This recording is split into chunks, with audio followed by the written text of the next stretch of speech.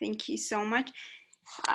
Good morning and good afternoon, everyone. Thank you so much and thank you so much for joining us and welcome to the RSI Annual Seminar. Today, it's my pleasure to introduce Wei Xu. Wei Xu is an assistant professor in the School of Interactive Computing at the Georgia Institute of Technology. Before joining Georgia Tech, she was an assistant professor at the Ohio State University since 2016. Xu's research interests are in natural language processing, machine learning, and social media. Her recent work focuses on and natural language generation, semantics, information extraction, and reading assistive technology. She has received the NSF CRI Award, Best Paper Award at Coling, Crowdflower AI for Everyone Award, and the Criteria Faculty Research Award. She recently served as a senior area chair for ACL 2020 and an area chair, workshop chair, and publicity chair for EMNLP and NACL conferences. She has been co-organizing the workshop on noisy user-generated text annually.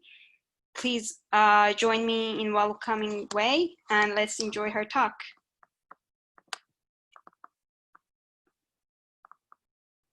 Thank you for the introduction and thank you for having me here. So I'm going to talk about some of our recent work. Okay, so a quick overview of my research. So I kind of work on primarily work on three areas, like natural language generation and understanding the semantic side, and a lot of work also on the user-generated data, primarily social media data. So today's talk going to be at this part of my work. So hopefully we can dive in several examples in this joint area. This is a talk outline. So I'm primarily going to talk about three recent work we have done on Stack Overflow data and on Arabic transfer learning, also the hashtag analysis primarily on Twitter data. And lastly, I will briefly discuss some of our new work on COVID-19, extracting COVID-19 related events from Twitter. Please feel free to interrupt me at any time. I really enjoy to have interactive discussions. So don't worry about the time. I will kind of speed up if there's time issues, but please feel free to raise any question or comments during the talk. So one of the first work I want to talk about is on the name entity recognition on the Stack Overflow. So I will start off with a real demo. So this is an interface. Let me actually type in this link to the interface. Oh, I need to stop sharing in order to do that. Okay. Let me try this.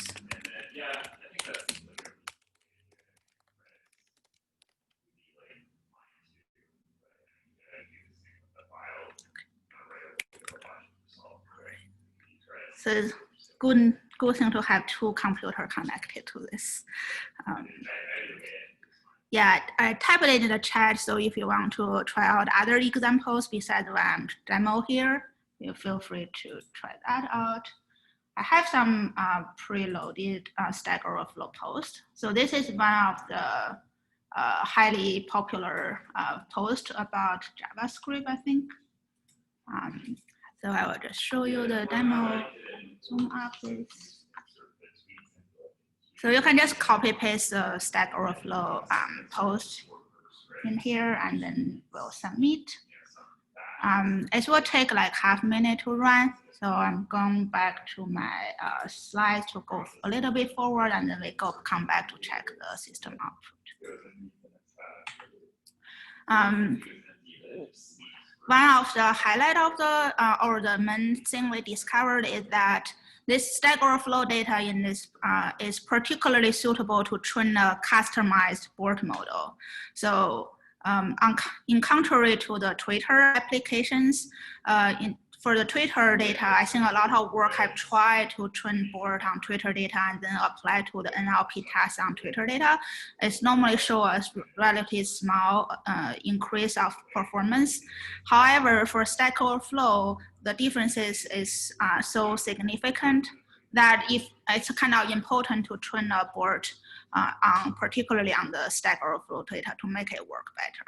So which I think is kind of missed in the previous work. What we did, we trained a BERT model, a base size model on 10-year Stack Overflow archive. So it's actually pretty big. It's like 2 billion tokens. We also have a special tokenizer. Of course, if you train the word pieces on the Stack Overflow data, you will have that. But in addition, we also have a rule-based, a regular expression-based tokenizer, more like the standard tokenizer that you can also use for the Stack Overflow data. You can see the performance is kind of increased really largely. Is to like 10 F1 can just simply come from this BERT trained on scatter overflow data versus a generic BERT, which is here as this green bar. We also compare to a feature-based CRF, more like a traditional CRF model with like gazetteer-based features and other normal kind of linguistic features. The precision of that model work okay, but the recall are just generally low. So eventually on the, yeah. Here's a quick question. What's the task here? It's a name entity recognition. Waiting for the result of this to come back. So yeah, this is a task. So given any Stack Overflow, yeah, sorry, I was hoping my demo will show up the result faster, then I can go over here. So if you have a Stack Overflow post, that the task is to identify entities. I will talk a little bit more of the kind of the entity definition. So on high level, there are 20 type of entities. Half of them are related to code, to programming languages, and the other half are related to kind of a name of application, for example, or softwares, or programming languages, or operating systems. Yeah, that's a good question, Jonathan. Any other questions? If I may, I hear like two voices. I mean, yours and then another male voice in the background. Yeah, unfortunately, we have two persons working in the household. Our sound installation isn't that great. I'm sorry about that.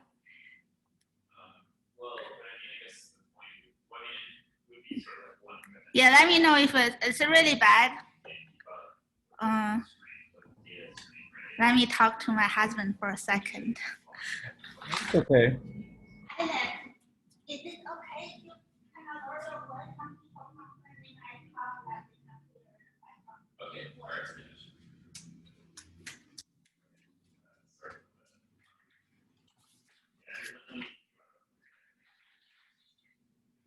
Yeah, we don't have a door between the two rooms, so the layout, so I have a loft, so it's a little bit complicated.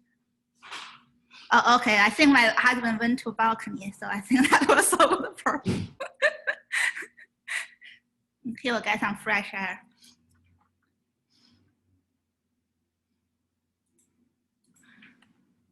All right, other questions, comments, or? Hi, Professor. Yeah? Can you give a motivation about what is the purpose of extracting these entities from this data set in particular? Yeah, that's a good question. Let me go forward a few slides. So I have some example to explain this a little bit better. It's a little bit hard to talk about the talk on the numbers here to explain that. Any other questions?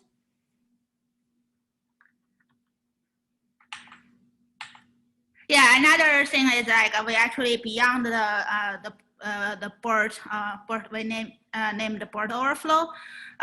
We also kind of propose some changes, additional component on the name entity recognition tagging models in order to perform better. So actually that boosts another 10% H1, so made it like about 80% H1. That meaning the automatic system kind of work okay and okay enough for some real world applications.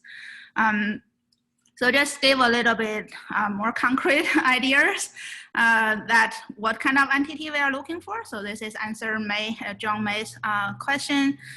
So these are the 20 entity types we are looking for. So we manually annotated 15,000 sentences, including this type of entities like username or programming language they use, and which part is like in the post are talking about a file name, what are talking about operating system. Okay. Was this labeling done like literally manually, or did you use something like weak supervision to distant supervision to extract the entity names? Yeah, that's a very good question. We did it from scratch, completely manually. Actually done by expert annotators, meaning they were undergraduate students with a computer science background. We found it's impossible to do with like even, it has to be done by a pretty experienced computer software engineers. Even like a low, how to say, like a freshman, for example, they just couldn't even do it. You normally need to be have a pretty good experience in order to do this.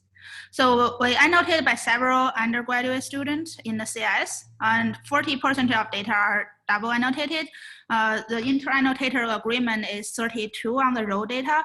However, we also have one of our authors, so one of my PhD student who is leading the work, Genia. He went through the annotations and corrected some of the errors and the disagreement.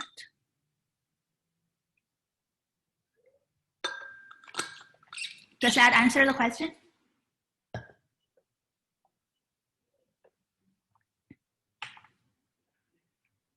Yes, thank you.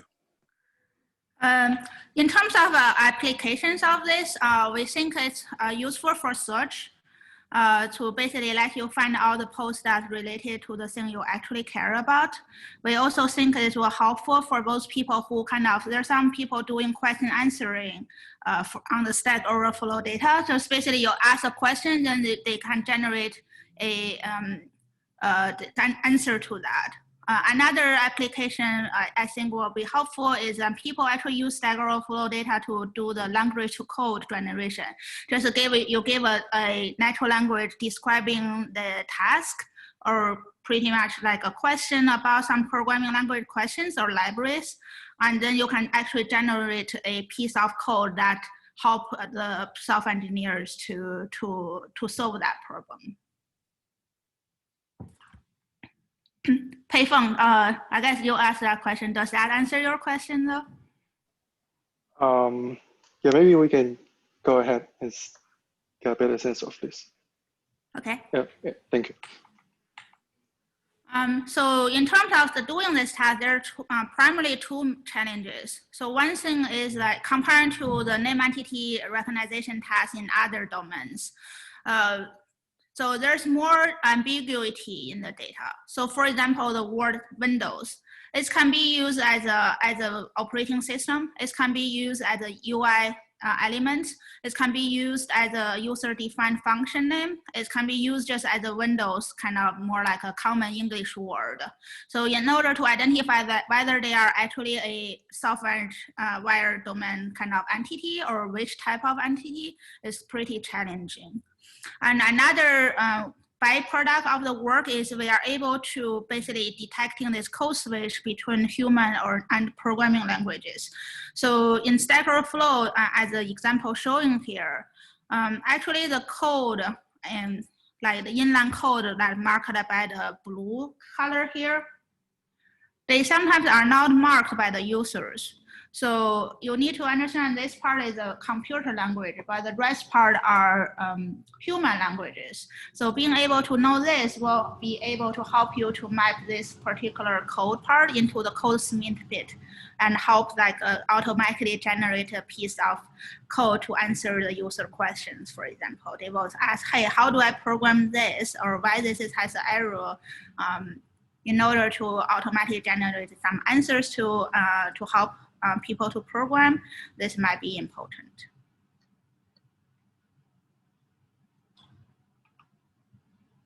So in order to solve these problems, first of all, we talk about the board overflow. That will kind of a contextual word representation. So it's help a lot to disambiguate the type of the meaning of the word when they have multiple potential meanings. Another piece component we found is very helpful. This is a novel part of the work is we actually trained a code recognizer, which doesn't consider the context at all, but more consider the spelling of each individual tokens.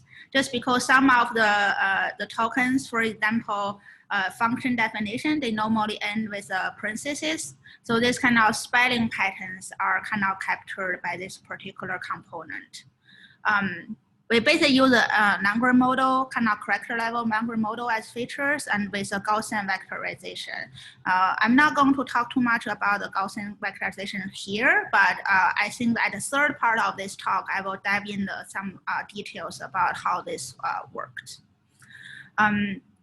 Another component we found helpful is a very simple component, is like an entity segmenter. So this is almost working the same as the normal NER tagger, but instead of predicting the types of the entity, this is more like a binary classification, like tagging task, just predicting whether this token is or not software domain related entities.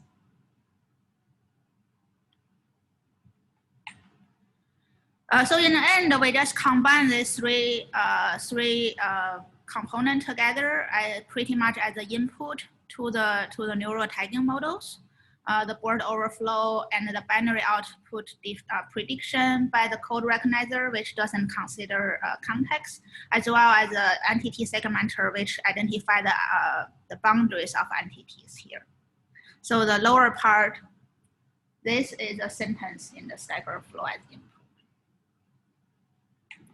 So we use the attention mechanism to combine these three input together and put it into a normal linear CRF layer and to do the sequential tagging prediction.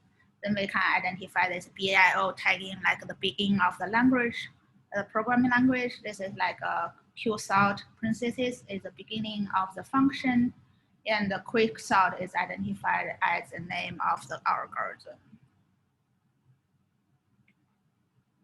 Okay, so we also tested the capability of the board overflow, which is trained on Stack Overflow data, and how well it will perform on GitHub data.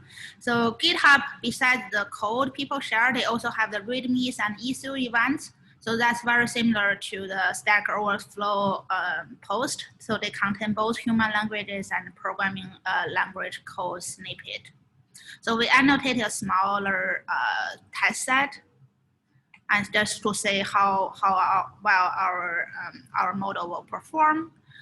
So we found that it works not as good as Stack Overflow, but it worked to some extent. It's kind of having a 60% F1 for this particular data set. So it does, yeah, it does work to some extent. Okay. Excuse me, sorry, so on the last slide, so this is zero shot. You just take the model from Stack Overflow and directly test it on GitHub, right? Yes, that's exactly right. That's an excellent question. So we trained this whole model on the Stack Overflow data we annotated.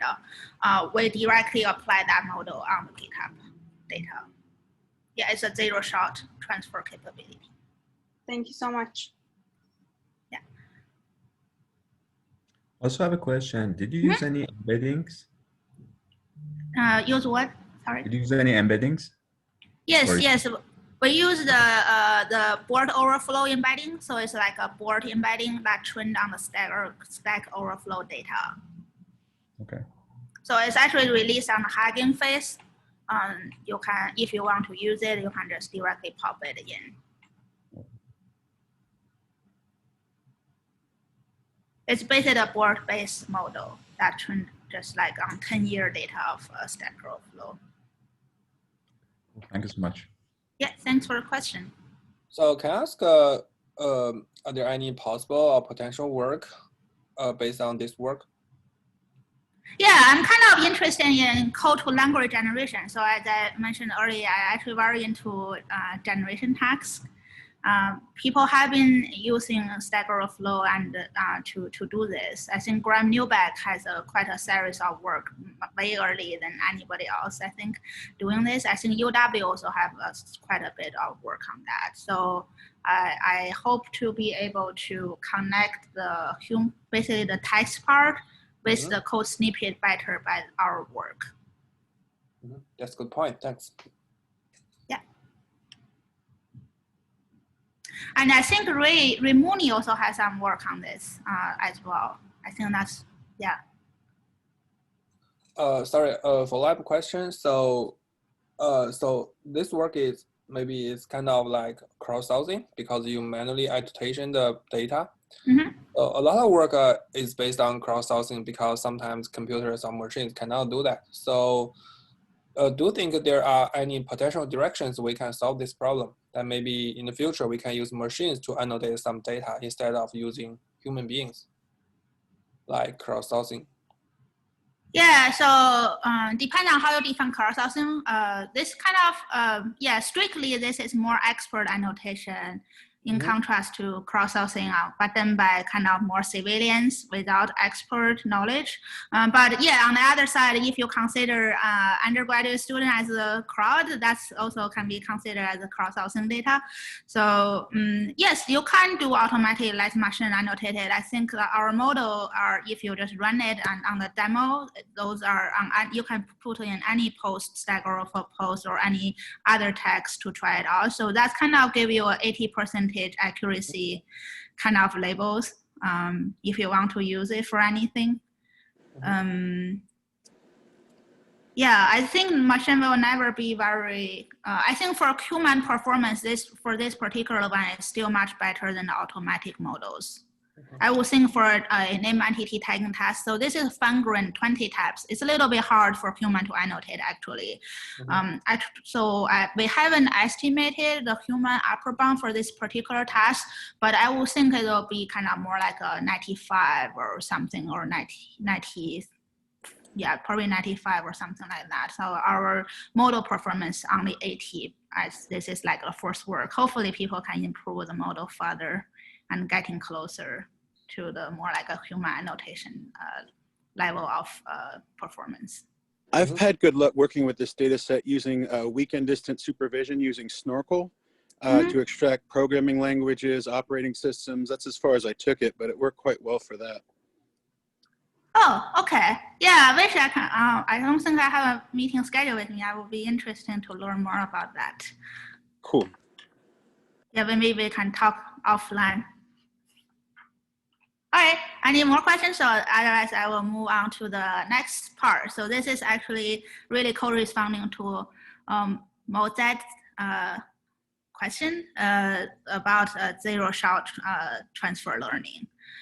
For this particular task, we focus on still on the information extraction type of task, but this one is focused on Arabic data. I don't know, I just found it's interesting to work on some language that is completely written in a different transcript, but not Chinese. Somehow I'm more excited to work on the languages I know less, but less excited about working things on the things that I already know. So I learned a lot about Arabic. It's clearly one of the hardest language to learn. I'm still hoping to get a little bit more idea about it. So as most of you know, or if not all of you know, the pre-trained language models have really boosted the performance of every single NLP applications. So these are just a sample of the more famous or popularly used ones, GPT-3 and all that. However, you can see so many board, robot, blah, blah, blah, all this like sashimi street kind of work out there, probably 100 of paper right now. But if you look like closely at them, field work actually focus on cross-lingual transfer learning for information extraction. They may do NER task, but rarely they do beyond that, right? So many of them will work on this like XNLI data set or question answering data set. So they are much more on the understanding kind of analysis, but less on the traditional kind of NLP tasks such as like event extraction, relation extraction, SRL, and all that.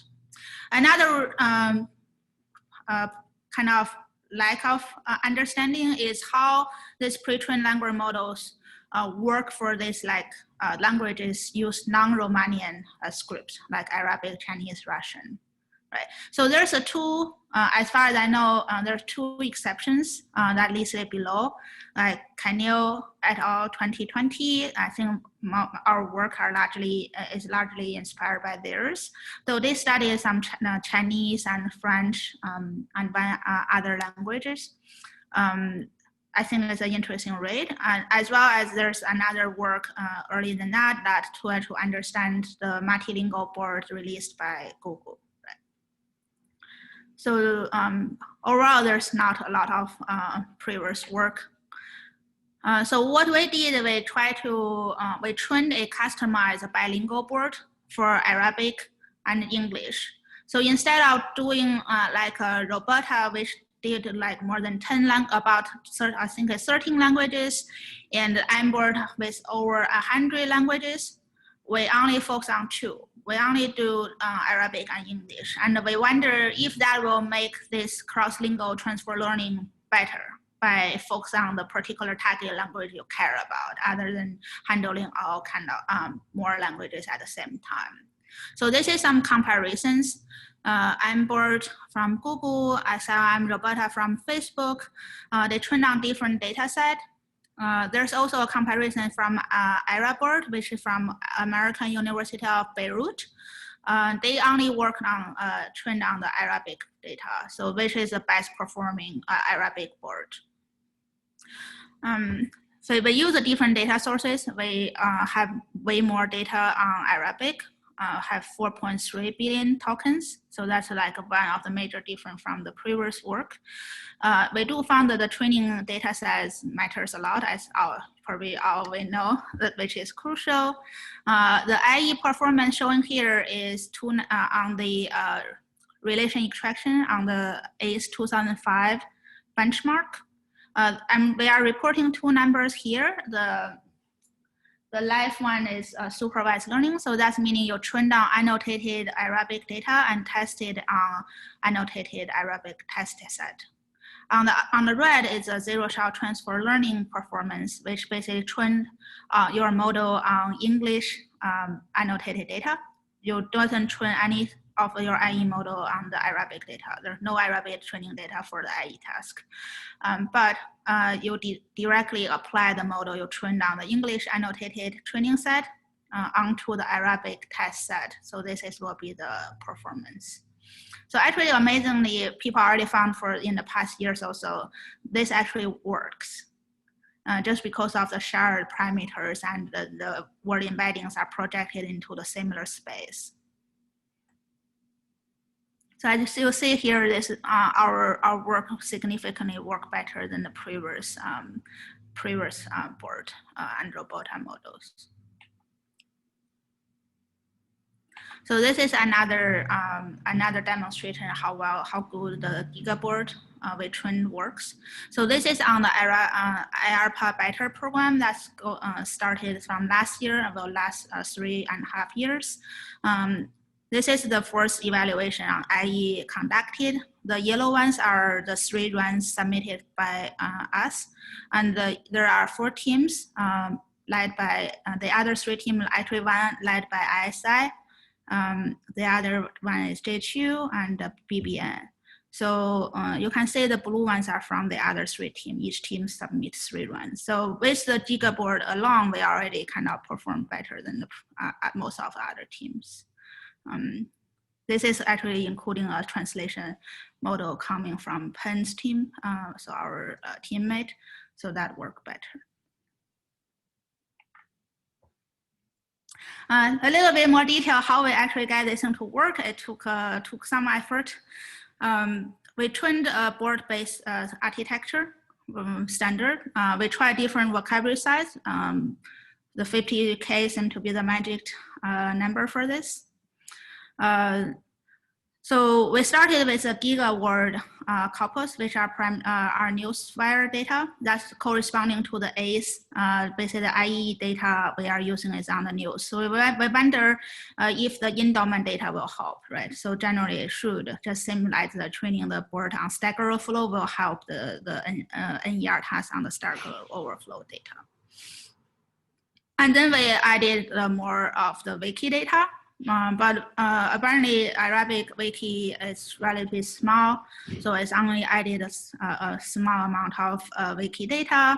And then we actually added more data, Arabic data from OSCA corpus. This is released from the European Research Group. They are cover many languages, so this is a clean version of the Common Crawl data. So in comparison, the multilingual board released from Google, although covering more than 100 languages, so the amount of Arabic data they use is actually very small comparing to what we use. That's probably make one of the bigger differences. So on the clarify. So your BERT-based architecture, that's just English BERT, right? Or is it the BERT architecture, but trained from scratch with new data? Or are you starting with actually BERT? Yeah, that's a good question. Yes, the vocabulary are trained from scratch. I mean, but also the initial parameters are also from scratch, or are you borrowing the BERT-based initial parameters? Yes, so also a very good question. Yes, for the Giga board itself is from scratch. We trained completely from scratch. We didn't use any previous parameters. However, in the paper, we did try to continue training on the XLM Robota. So that one, we basically use the XLM Robota parameters and continue training from there. So we show some results in the paper. That does help too. What do you have for compute? Google's TPU. Ah, how much did it cost? You can apply for the program. They have a program to give you a couple one month of free usage. I believe if you buy if you purchase it, I think it's like 5,000, 3,000. So they have 2 versions of TPU. The newer version I think is like 5,000 per month. It's pretty expensive. Okay. But if you do academic research, I think they will generously help give you some gift credits. But limited months, so it's pretty intense that you have to plan your data and configurations ahead of time, so you can make the best use of that 1 month or time you have. Thanks.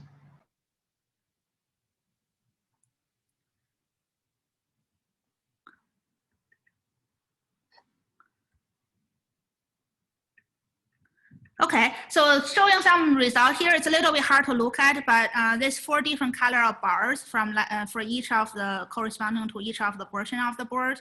There are 4 bars corresponding to 4 tasks: name entity recognition, part of speech tagging, argument role labeling, and relation extraction. So except part of speech tagging is coming from universal dependencies. The other 3 test data sets are from ACE 2005 test data.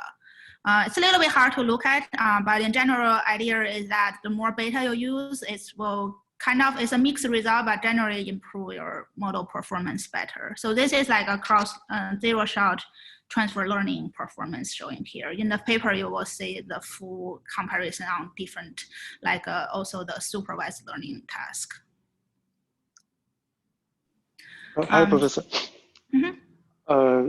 So since you are training the bird from scratch, I assume you can have a better control over what bird can learn from pre-training. So do you still do mass token prediction, or you have designed some tasks that you think these 4 tasks could benefit from? Yeah, that's a good question. We use the original board tasks. We even included predicting next sentence, which doesn't necessarily show improvement in the past, but we did include that in order to give a fair comparison versus the M board. So you can potentially use like different tasks in order to improve performance better. But in this case, we did a more controlled experiment in order to be fairly compared to the previous work. I see. Thank you. Yeah. So this is just like removing some early versions. This is a version 2, kind of side by side. That for most of the tests, our model GigaBoard improved, except the argument row labeling. So one thing to note here is that one of the hyperparameter in training board is the maximum sentence length. So our early version like V1, V0, V1, V2, they trained with only maximum length of 128. So which is sometimes shorter than the longer sentence. It's just basically restricted by the computing resources. What you can do is you can train some additional steps with a larger sentence length, like 512 in this case. That will significantly help with some more complex tasks. For example, the argument row labeling, especially the relation extraction, normally go across much longer context. So they will benefit a lot from doing this. So the board actually trained with this longer sentence length. So that one thing will make a huge difference for some IE task. But for some others, you can say like name entity recognition or part of speech tagging that doesn't really have long dependencies, so that they wouldn't change so much for that. Another thing we found very helpful is actually to create some synthetic code switched data for pre-training. So this is how it works, right? So this is like you have these sentences from your training corpus. This is completely Arabic. And then you just randomly select sentences and randomly select to basically say if any of the word or phrases appear in some existing bilingual lexicons. So here we use Muse and Panlex as well as the parallel Wikipedia article titles. So then you select some of them to replace. In this way, you will create code switch data. Did you go both directions or just one? Both directions. We replaces the English by English sentences as well with the Arabic words and phrases. So this similar idea actually first used in the Canio et al. 2020. They use only Panlex, but we found Muse will work better. And of course, introducing Wikipedia will help even more. Then how you mix the data is a little bit tricky. We haven't got a very good hold on that. We found this giving a very mixed result by different mix.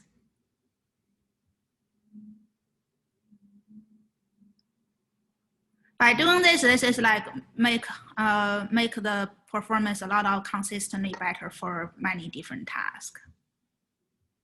Yeah, if you train any bilingual board, I would recommend doing this.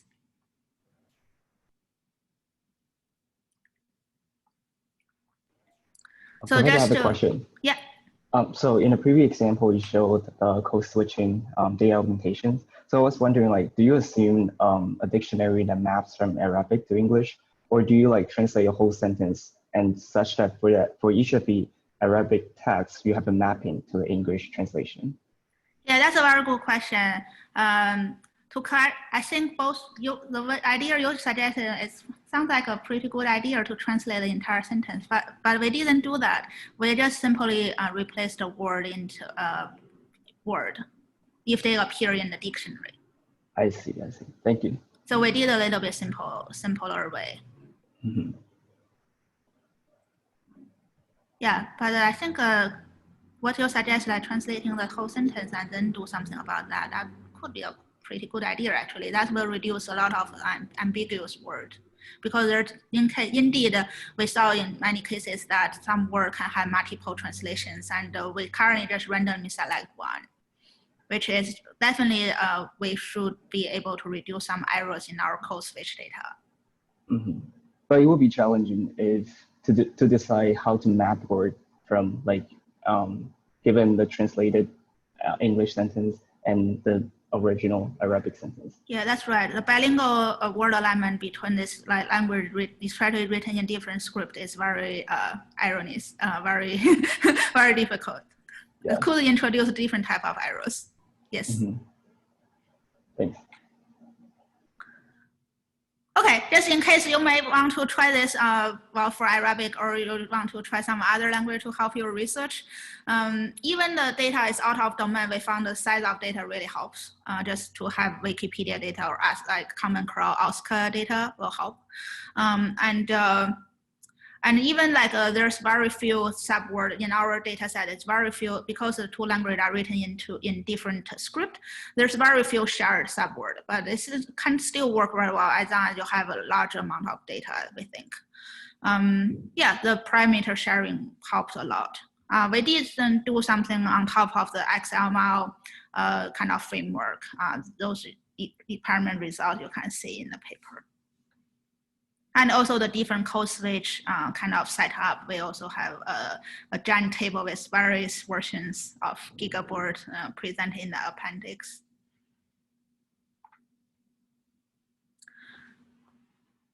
Yeah, the IE models as well as the trained Gigaboard are publicly available to use. This work was led by my PhD student, Wei Xu. Okay, any further questions? If not, I'm going to move to the third part of my talk, I think. Oh, it's already 40 minutes, and that's about right. So the third work I want to talk about is actually analyzing hashtag in Twitter. And probably the most technical part of this talk. So the task is look like follows. So given a hashtag, we want to break it into a sequence of meaningful words. So for example, income inequality or debate night. Those are relatively simple, almost like a language model or a dictionary lookup will solve them. However, things get pretty out of hand when you look at real Twitter data.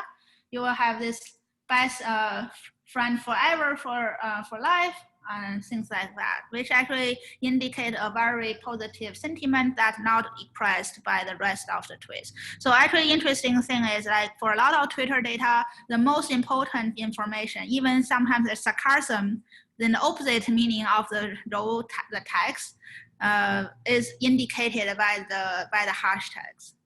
But I found the previous work pretty much just ignore the hashtag, what meaning they captured, they kind of carry in the research. So this is a kind of a tool that everyone can use just to break down the hashtag into meaningful word, and you can run your sentiment analysis and or any kind of NLP task on Twitter easier.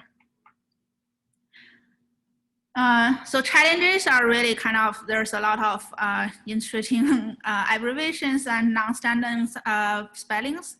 So here is a Rexuku dog pop party. So this is what previous work on this task have proposed, including one of the Microsoft API word breaker. So they published paper at WWW 2011. They actually charge you money for using it. Ours is free and work better.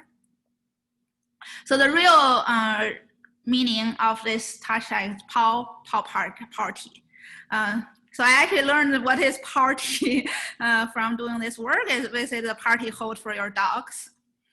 As you can see that for this twist, if you don't break down the hashtag, so actually you don't know what this talk about, right? So you just better take them for a walk. You have no idea this is actually related to dogs. So I think hope this example to illustrate the motivation and the usefulness of this work.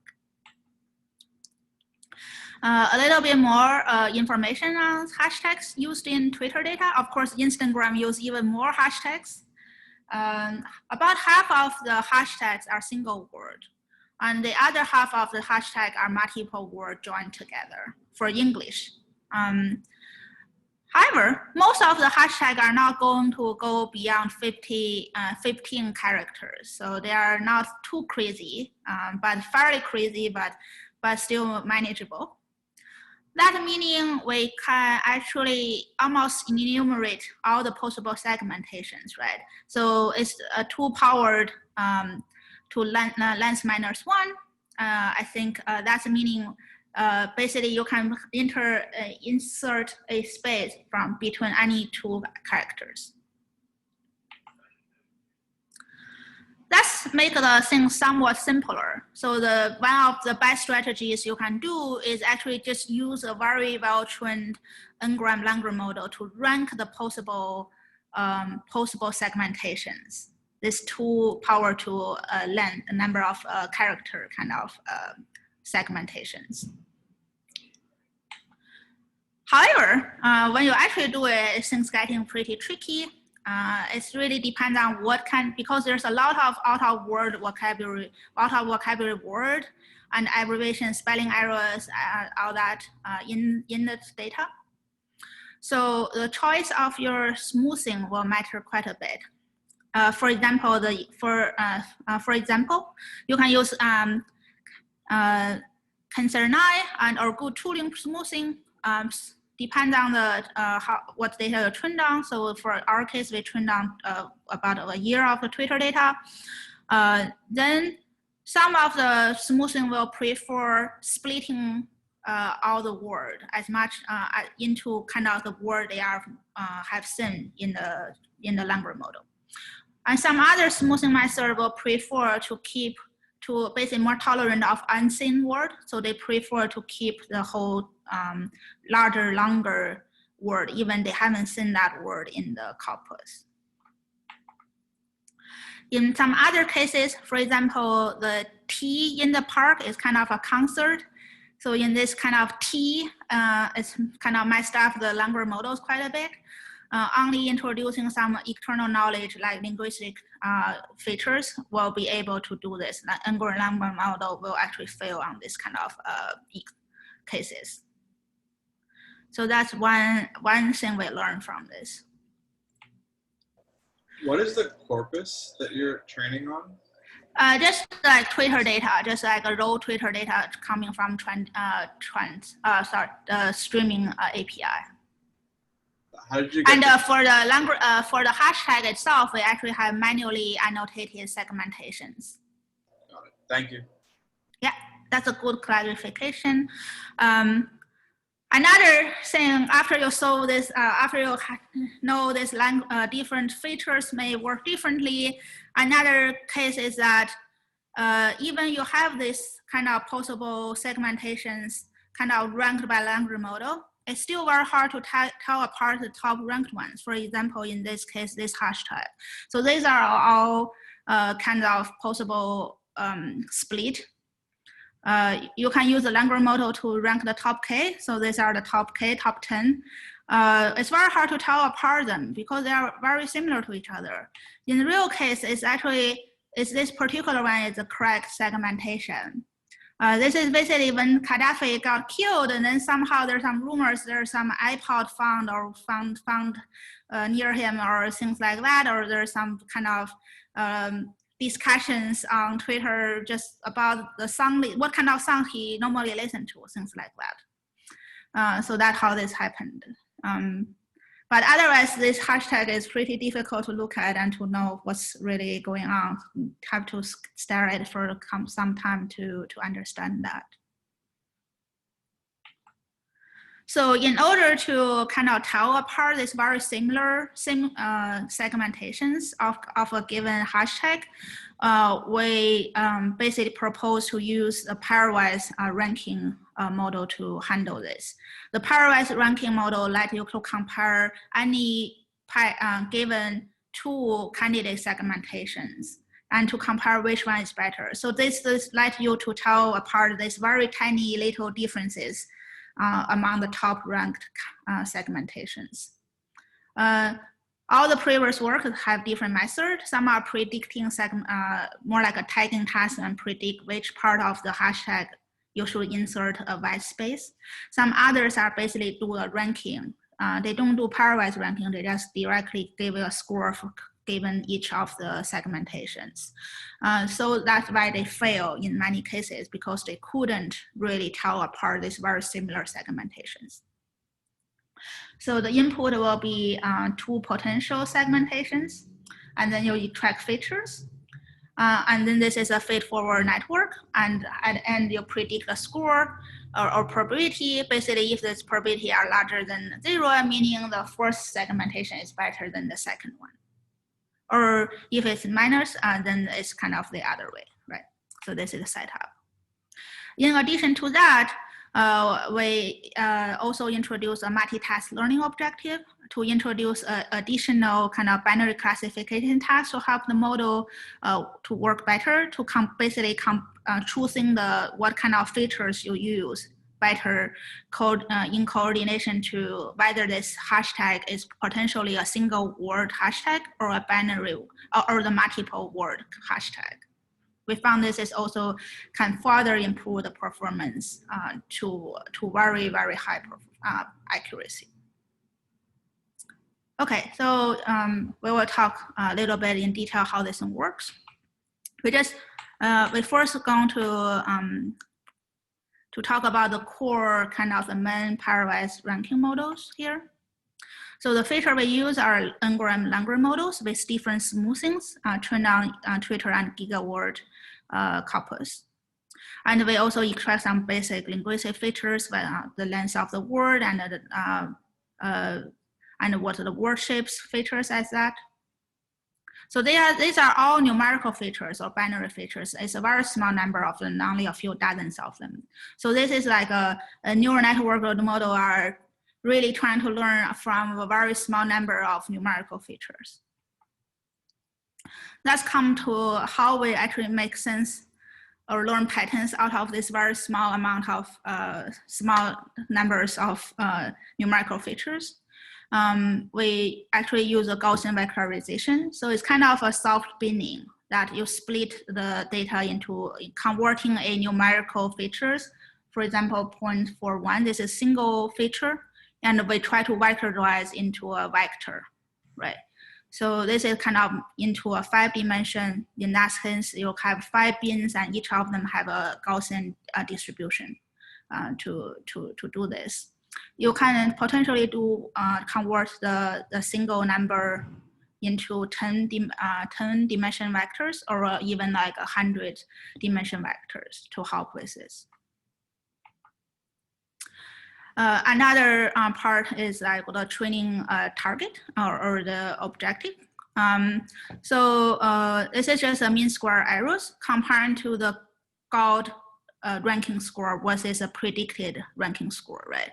So the gold score, what we do is like the SA is the one of the candidate segmentation, and the SB is another candidate segmentation. We compare to the gold segmentation, which is annotated by human, and we compare the difference between the two, right? So whichever segmentation is closer to the human ones, the similarity will be larger, right? So this is how we compare the two. And this is your prediction. This is just use a feed-forward network to do so. We also experimented with margin ranking loss. That's another way to do this. So that's the main ranking task. In addition, we did introduce a binary classification task that the input will be the hashtag itself. Then we predict whether this hashtag is a single word hashtag or a multi-word hashtag. It's a simple linear combination of these two training objectives. So one for ranking and one for this binary classification task. What we did at here is we actually use this predicted probability whether this hashtag is a multi-word hashtag in order to help to choose the combination of the features. So the WH will be a probability between 0 and 1. Then we kind of use a combination of the features. This is like good tooling and the linguistic feature, which in preparation, which prefer a more bigger split, just like more prefer to split a hashtag into multiple word, and consonant smoothing features that prefer to keep the more novel word. So we combine this together with a mix as the input to the feed-forward network. I'm going to speed up here. This is some result and answer early question. So this is the data we trained and tested on. So this test doesn't need a lot of training data because it's pairwise ranking. For each hashtag, you can create quite a bit of training data because you can pair any of the two possible segmentation together. So we ended up just using 2,000 hashtag as training. It's also an easy annotation task, can be done by cross-sourcing workers. In reality, you can probably do pretty well with even less training data. A little bit tricky part about annotation is like things like this, like line height or line height. Are they should be the split or not? So line height without the white space is actually the name of a video game company. So it's a little bit dependent on the context. In our evaluation, we just consider both as correct. Potential segmentations. So for future work, you indeed can consider the context, the full tweets to help you to choose which one is work better, but we didn't in this particular work. The human upper bound we found is about 98% accuracy. It's just some of them are incredibly difficult to make sense of. Some previous work, I think one of them is actually a gate toolkit has a hashtag specific tokenizer. Most of the existing work doesn't work so well, except the couple of them listed here. The one actually work well can work really well. So for us, our performance is over 92. Remind you that the human performance is only 98. So we did reduce the errors quite significantly. It's like 20% error reduction of the work we did, or even more depending on which test data set you're considering. This is some ablations of different features you used. It's kind of, as I said, the different smoothing prefer different type of hashtags. Linguist feature can help, but the best is that you actually combine them in a more sophisticated way, as for example, the multitask learning we proposed. Here are some error analysis that to show you how hard why our performance is not 97 or even higher. So why the 92 or 94 accuracy is actually really high here. For example, this is aberration BTWSMB. I look it up quite a bit in order to figure out eventually what this means. It's like Burlington, Vermont, social media breakfast. So the correct segmentation will have a space in between here. So our model kind of, the top one ranked segmentation failed, but often even for these error cases, it's normally ranked number 2. So our top 2 accuracy is almost close to 97, 98. It's very high. It's very hard to, for some cases, to distinguish the top, which exactly one. So this is another example, Wolfram APSA. So this is a spelling error here. So that it should be alpha, right? So it's kind of spelled wrong. So that made our model get very confused and wasn't able to do it. Yeah. So we also kind of demonstrate the utility of this hashtag segmenter. Also, we named a hashtag master for a downstream task as sentiment analysis. It's help improve performance. It could potentially work better, right? So in this case, where they improve the performance is first of all, the sentiment has to be in the hashtag. So that's not always the case. And second is like, even the sentiment in the hashtag, we can predict it correctly. It doesn't mean the original text doesn't contain the sentiment. So the model could already predict well based on the text of the tweets other than the hashtag. So what our improvement come from is when the model couldn't predict the correct sentiment based on the text of the tweets, but have to correct that prediction based on the hashtag. So the number seem to be improvement is small here, but it's actually significant for those tweets that predicted wrong without our tool. Yeah, okay, so we have an artist actually licensed us very generously allowing us to use his artwork here as a symbol for our art kit. It's called hashtag master. You're welcome to use it. Okay, I really need to speed out. I think I'm kind of run over time, but I'm going to just very, very quickly talk about this. So what we did is we structured the event information out of the tweets, right? Despite major symptoms, I can't get a test in Houston because I'm under 60, blah, blah, blah. So we want to track who couldn't get tests and where they couldn't get tests. Do they have symptoms of it at all? Things like that. Kind of more like a self-reporting, including news report on celebrities or public figures. So we care about 5 tests, 5 event types: test positive, test negative. As you know that President Trump announced he tested positive on Twitter. The news actually break on Twitter before any place else.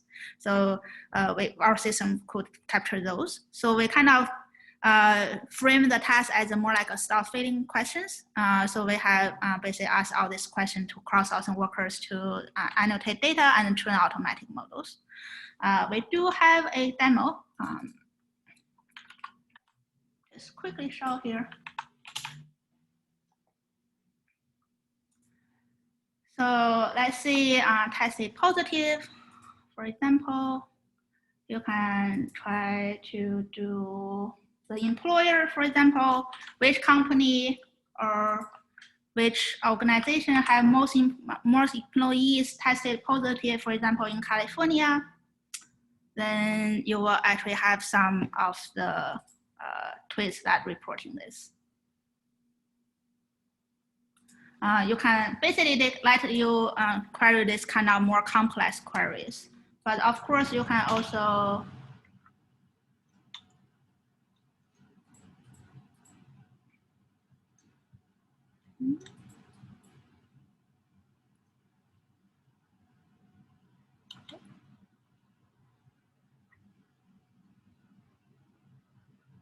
test like who are the people tested positive.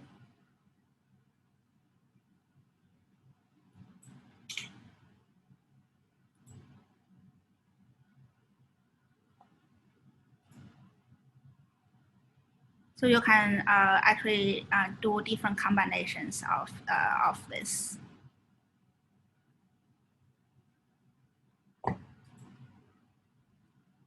Actually show you one more thing. So for test cases, so if you put a star for the thing you actually want to index, right? And then you can, so this is just a free search. We don't restrict when and where. We just care about the name of the people who died.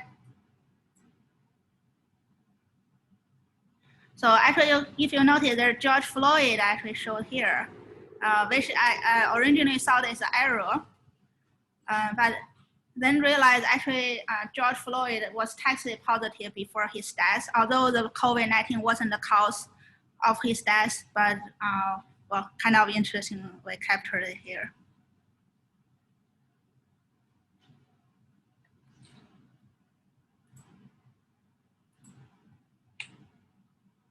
right, so that's all for my talk today. Another kind of advertisement shamelessly is like we are organizing the workshop on noisy user-generated text. We are going to do the whole workshop at EMRP Live. So without pre-recorded talks with more social events organized online. So hope if you're interested, hope you can join us. Yeah, and thanks for listening. And I'm happy to take some more questions if you have any. Thank you so much, Wei, for the great talk. So I think we have a few minutes for more questions from the audience. So if anyone has any questions. Hey, Professor, can I ask a question? Yeah. You can also call me Wei by first name. Okay. So I just attend that workshop computation, and thank you so much for hosting this workshop about the COVID-19 extraction workshop. And our team has already submitted a paper. So because I also reviewed some papers from that workshop, because the data release is kind of like it's a very imbalanced data. This is very common in the industry. And I saw my fellows, we already use some like BERT and Robota, some very heavy model to train the data, even though the data set is very small. So do you have any ideas about when we deal with some imbalanced and very not so large data set? So can we try to maybe develop some like light model instead of some very heavy model?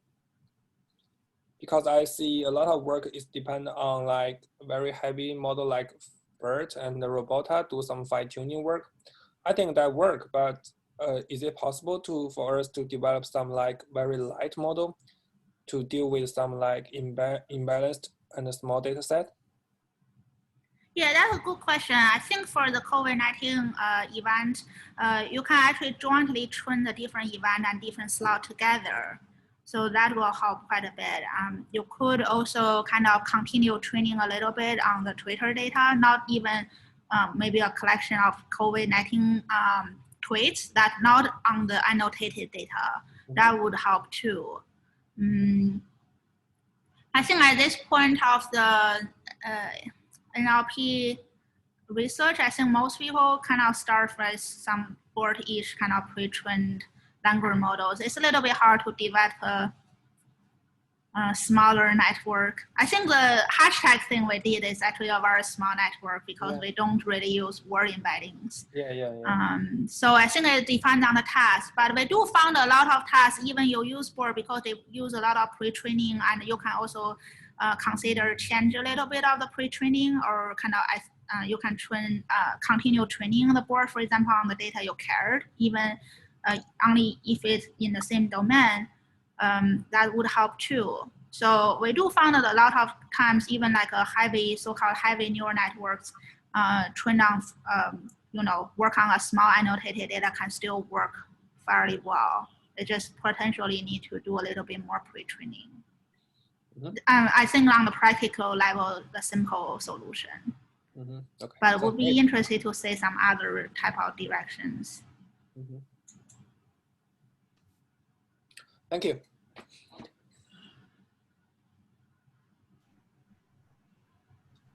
Do we have any other questions from the audience? Yes, hi Wei. Thank you again for your great presentation. I'm particularly interested in the IRPod better event extraction. So I'm amazed by like how GigaBird performed this well by the baseline GigaBird model. And I have two questions actually. So the first one is like, what event extraction framework are you using? And the second is, can I learn more about like the best performing model that you are using compared to the baseline GigaBird model you're using? I think I kind of missed the question a little bit. Your voice breaks a little bit there. Oh. Can you repeat the first question first, and then I answer your second after I answer your first? Oh, okay, sure. So my first question is like, do you use any off-the-shelf event extraction framework, or do you develop your own event extraction model for the iPod better event extraction tasks.